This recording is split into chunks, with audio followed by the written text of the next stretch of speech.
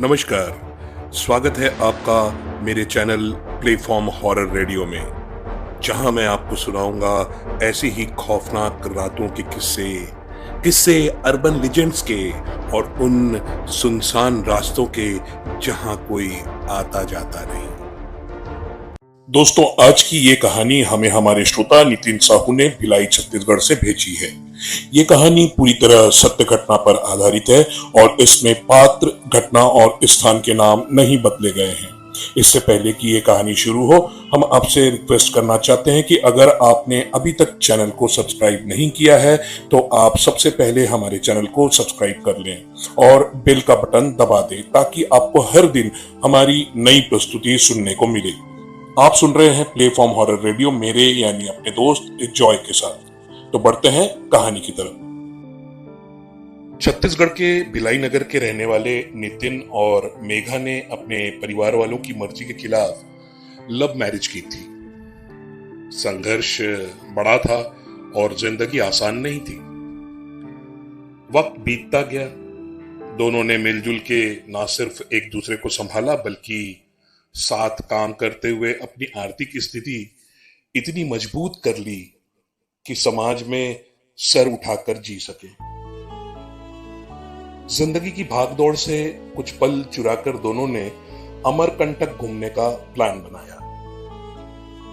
साथ ही अमरकंटक के पास एक गांव में अपने दोस्त के रिसोर्ट पर कुछ वक्त साथ बिताने का प्रोग्राम भी बना लिया। रास्ते में गाते गुनगुनाते दोनों बड़ी खुशी से फार्म हाउस पर छुट्टियों में क्या क्या करेंगे यह प्लान करते हुए चले जा रहे थे। फार्म हाउस सड़क से दूर एक छोटी सी पहाड़ी के नीचे वाले गांव में था, इसलिए एक जंगल वाले इलाके से जाना पड़ता था।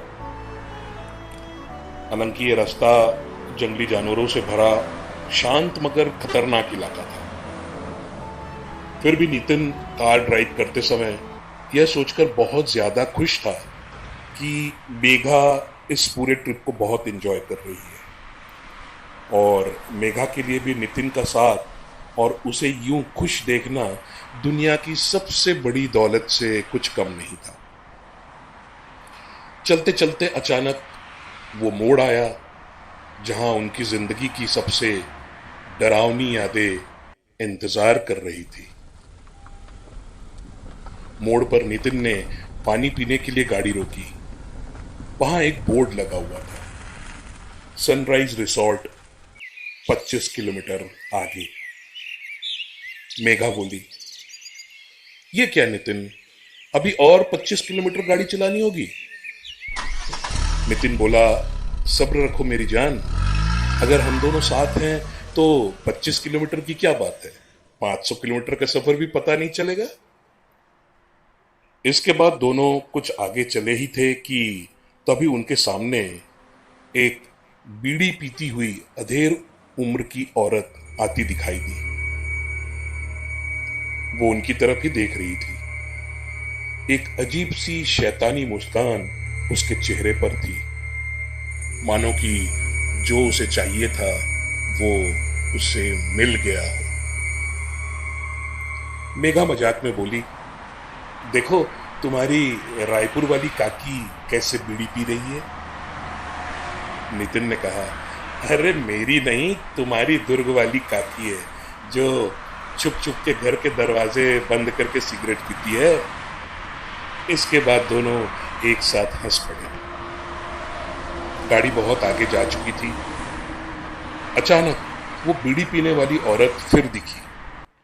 मेघा बोली, नितिन, वो बीड़ी वाली औरत इतनी जल्दी हमारे आगे कैसे पहुंच गई?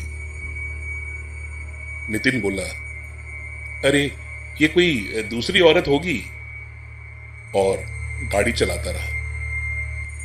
पर उसकी आंखें तब फटी की फटी रह गई जब तीसरी बार दोनों ने उसी औरत को सामने से आते देखा। नितिन ने तुरंत ब्रेक लगाकर गाड़ी रोकी। दोनों गाड़ी से बाहर निकले और देखा कि वह अब भी उसी मोड़ पर खड़े थे जहां से सफर शुरू किया था। लगा कि कहीं गए ही नहीं। गाड़ी उसी मोड़ पर ही खड़ी थी और जब वो उस औरत की तरफ मुड़े तो वो वहां नहीं थी। जमीन पर आधी जलती हुई बीड़ी देखकर मेघा भूत भूत कहकर डर के मारे कपकपाने लगी। नितिन को भी अचानक ठंड महसूस होने लगी। दोनों जल्दी से गाड़ी में बैठे। मन में बुरे और डरावने ख्याल आने लगे। दोनों को लगा कि शायद कोई मुसीबत आने वाली है। बेहतर होगा कि किसी भी तरह सन्नाटे भरे डरावने माहौल से निकल जाया जाए। हालांकि सूरज ढल चुका था। दिल कह रहा था कि जब इतने दिनों बाद इतने खूबसूरत सफर पर निकले हैं तो एंजॉय करके ही घर वापस लौटे। मगर दोनों के मन में डर ने कुछ ऐसा घर बना लिया था कि फाइनली वापस आना ही नितिन और मेघा को ठीक लग रहा था। नितिन ने गाड़ी यू टर्न मार के पीछे की ओर बढ़ाई, पर कहते हैं ना, मुसीबत जब भी आती है तब जल्दी पीछा नहीं छोड़ती।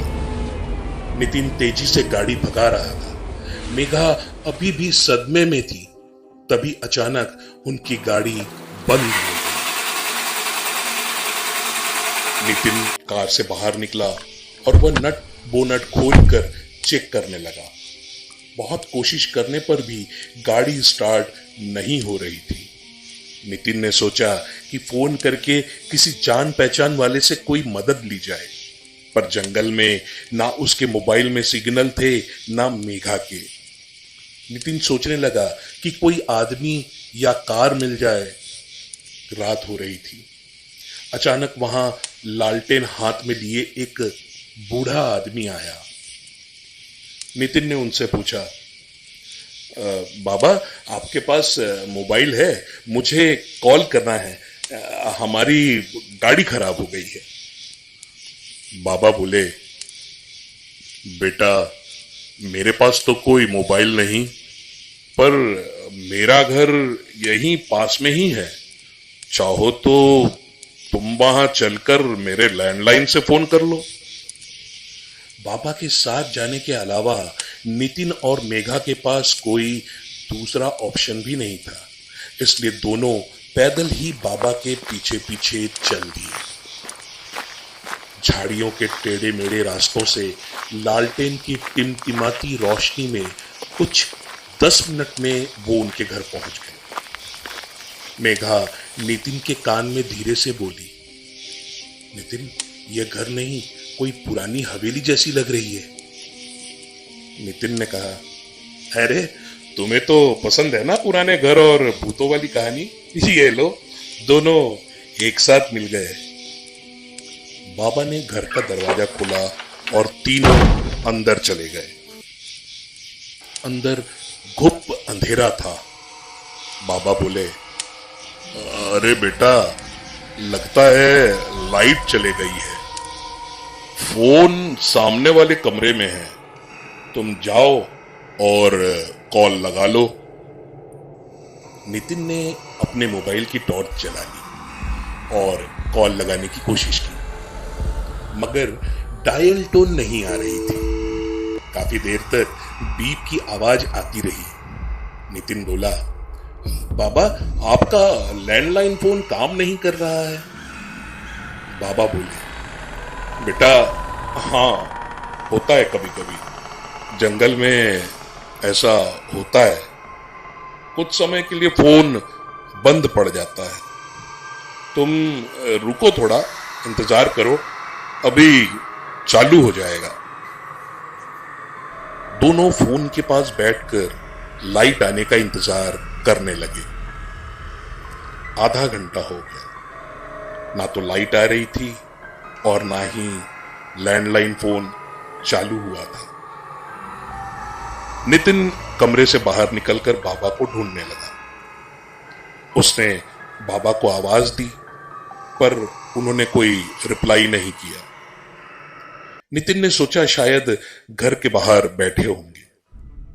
वो दरवाजे की तरफ बढ़ने लगा। अचानक उसी वक्त उसके मोबाइल की टॉर्च का फोकस दरवाजे के ऊपर टंगी एक बड़ी सी तस्वीर पर गया और तस्वीर देख के डर से नितिन के माथे पर पसीना छलकने लगा। उसने जोर से आवाज देकर मेघा को बुलाया और उसे भी वह तस्वीर दिखाई। तस्वीर देखकर मेघा की आवाज गले में ही अटक गई। वो तस्वीर थी उस बूढ़े बाबा की जो दोनों को उस घर में लाया था। उस तस्वीर पर चढ़ा हुआ फूलों का हार सूख चुका था, बस धागा और कुछ फूल बाकी थे। और तस्वीर पर तारीख 20 साल पुरानी थी।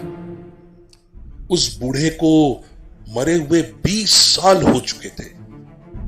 इसके बाद दोनों तुरंत घर से बाहर निकलने के लिए दरवाजे की ओर भागे। जैसे ही वो दरवाजे के पास पहुंचने वाले थे, दरवाजा एक झटके में बंद हो गया। नितिन ने दरवाजा खोलने में पूरी ताकत लगा दी, पर सब बेकार।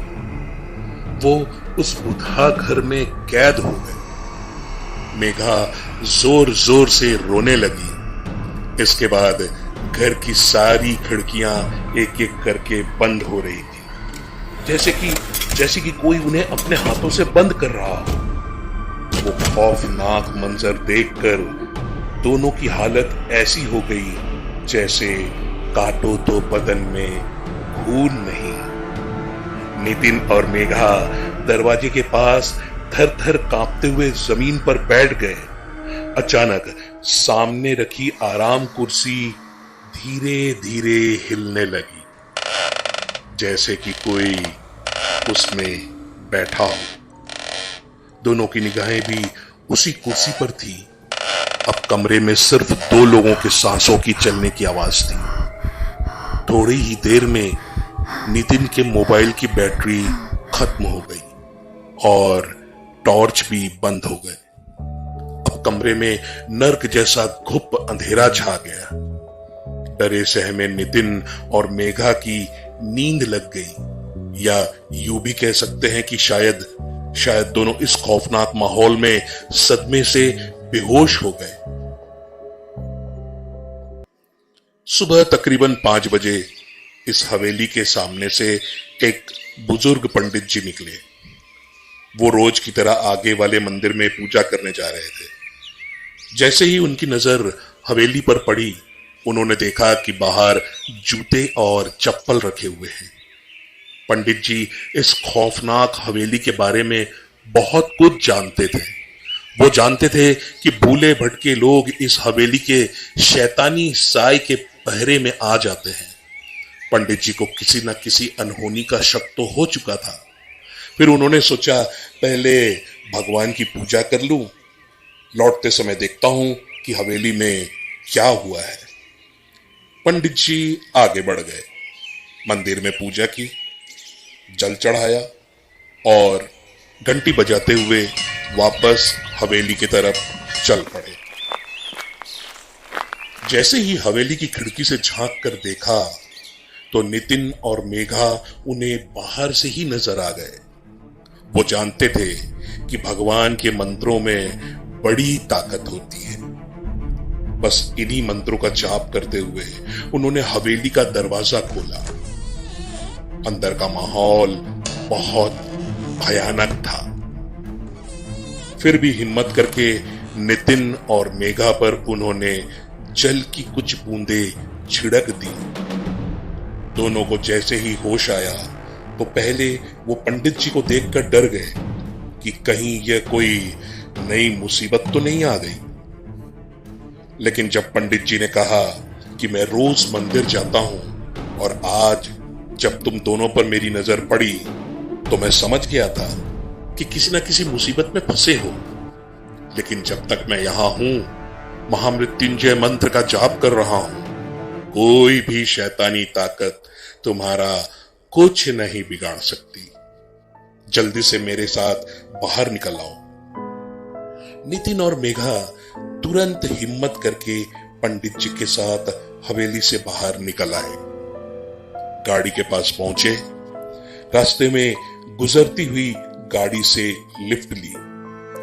नितिन ने गाड़ी के चार्जिंग पॉइंट से अपना मोबाइल चार्ज किया और कुछ दूर आगे जाकर जब नेटवर्क मिल गया तो बीच रास्ते में बिगड़ी हुई अपनी कार को सुधारने के लिए एक मैकेनिक को कॉल कर दिया। इसके बाद दोनों जैसे तैसे वापस घर तो पहुंच गए, लेकिन इस खौफनाक मगर अधूरे सफर की कभी ना भूलने वाली यादें अब उनकी जिंदगी का एक डरावना हिस्सा बन चुकी थी।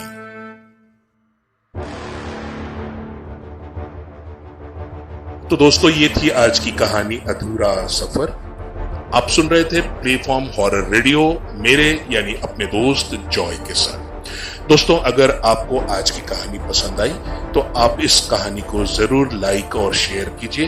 अगर आप चैनल पर नए हैं तो चैनल को सब्सक्राइब करना ना भूलें। तो मिलते हैं कल फिर एक और नई कहानी के साथ। आप बने रहिए प्लेटफॉर्म हॉरर रेडियो के साथ।